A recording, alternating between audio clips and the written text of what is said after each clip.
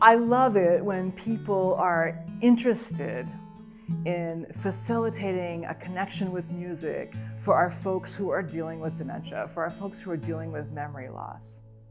One of the magical things about finding a song that somebody with dementia loves is that you can connect with the person over a whole period of time, because the song lives in their memory in a whole different way than the last 5 minutes do. They know the song, so they know the beginning and the middle and the end, and they can engage with the song and therefore with you, if you're also engaged with the song, over time, which means they're having an interaction that continues, in which they feel competent, in which they haven't just forgotten what just happened, in which they're not feeling like, oh no, what am I supposed to be doing? Dealing with memory loss can be such an unmooring experience. It can be so challenging. We want to be careful because we get good at whatever we practice. And what we've done in our culture a lot is play a lot of music in the background, especially with folks who have memory loss. And what happens is that people become habituated to that. What that means is the things that happen over and over, we get used to, and we get used to, in this case, tuning them out.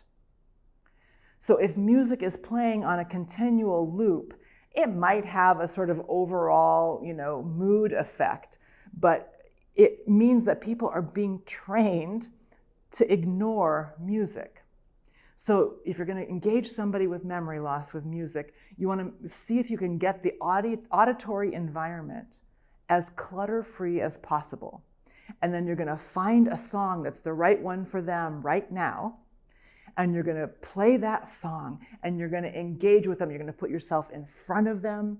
You're going to use big facial expressions, right? You're going to use very, very bright and engaged and happy. They're the person you're here to see. You're so happy they're still here, right? You have no response to them that's sad about who they are right now. You're just happy that they're there and that they're there with you in music, right? That is important.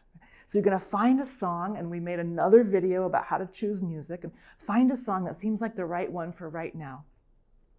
And then put yourself right in front of their field of vision, upper part if you can, and play the song and engage with the song yourself, right? Move your body, especially if you can move the core, even just a little bit, right? Have fun with it. Climb into the song with them so that you're both listening to this song at the same time. That's what a shared music experience is when it's a recorded piece, right? If they start moving, you can start clapping. Somebody might enjoy hearing you clap. They might join you. You could put your hands out and see if they want to do a little hand dance with you, right? You might, if you're intimate enough with the person, you might tap on their knees just with the beat, right? And you're engaging with the song. And then when the song is done, you're going to turn it off and just offer your energy for a while. Let there be silence. See what happens. We're not playing song after song. We did this song. Right? Let it sink in. We're trying to help people not get overwhelmed.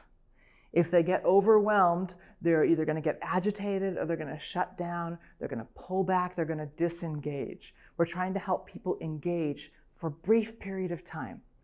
We talk about orientation to person, place, and time. This is orientation to music. Orienting to music is a separate thing from orienting to a person, to where I am, or to this moment in time. Orienting to music is a whole other thing that can bring magic and can bring interaction and can bring you both into the same moment, which is a difficult thing to figure out how to do when somebody is dealing with pretty intense memory loss, right? So now we're going to talk a little bit about if you want to sing with somebody who has dementia.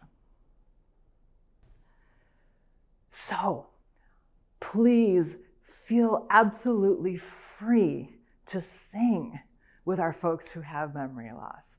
It is so important in terms of a way to connect with people.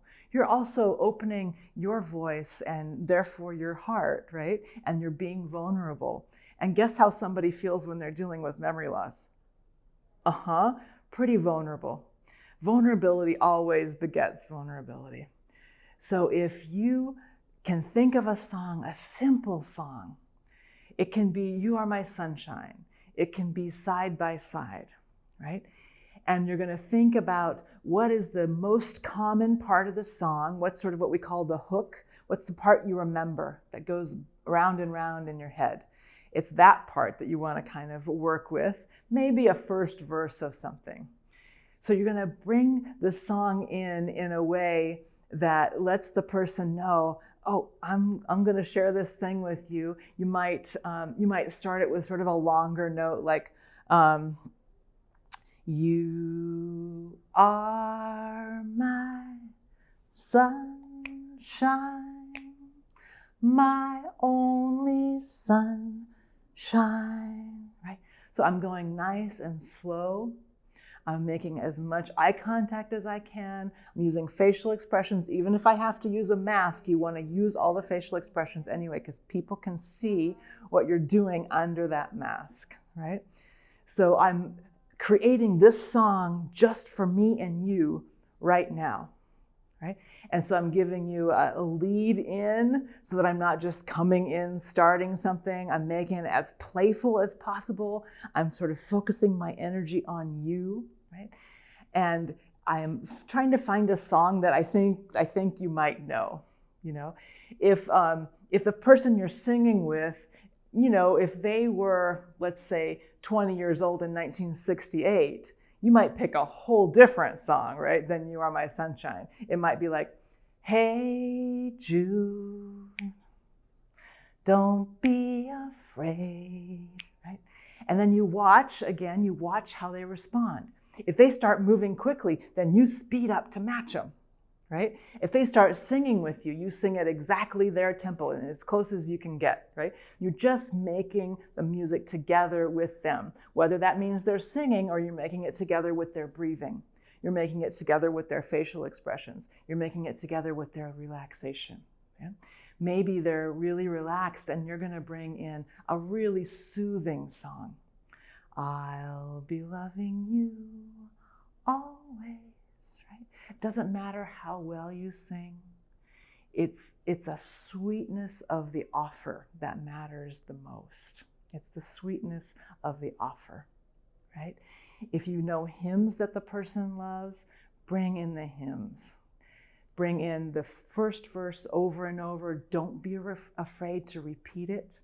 If somebody loved a song and then you try another one and maybe you had less, response to that one, don't be afraid to go back and do the first one again. If folks are dealing with memory loss, they won't know necessarily that you did it already, but it will feel even more familiar. All right? So we can start with those ideas and see where you get from there.